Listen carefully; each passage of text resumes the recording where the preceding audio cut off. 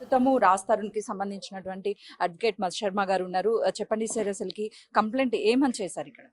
అంటే ఆ అమ్మాయి వల్ల డ్రగ్స్‌కి ఇబ్బంది పడి, ఆ అమ్మాయి ఎవరెవరి చేత ఫోర్స్‌ఫుల్‌గా కన్జ్యూమ్ చేయిస్తుంది, వాళ్ళని ఎంత రకంగా టార్చర్ చేస్తుంది, ఏ రకాలుగా ఇబ్బంది పెడుతుంది, వాళ్ళ ఫోన్‌లు లాక్కొని వాళ్ళని ఎట్లా ఇబ్బందులు పెట్టి వాళ్ళ వీడియోస్, పర్సనల్ వీడియోస్ కూడా రిలీజ్ చేసి వాళ్ళని ఎంత డ్యామేజ్ చేయాలనే దాని మీద ఉన్నటువంటి విషయాన్నే మేము పోలీస్ వారికి చూపించాం. అంటే ఇందులో ఇది అందరూ మీరు థింక్ చేసినట్టుగా దీన్ని ఓన్లీ ఇదేదో రాజ్ లావణ్య ఇష్యూనే కాదండి. రాజ్ లావణ్య అసలు ఇష్యూలో అసలు ఆ కేసు నిలబడటానికే దేర్ ఇస్ నో స్కోప్. ఎట్టి పరిస్థితుల్లో కేసు నిలబడే అవకాశాలు లేవు.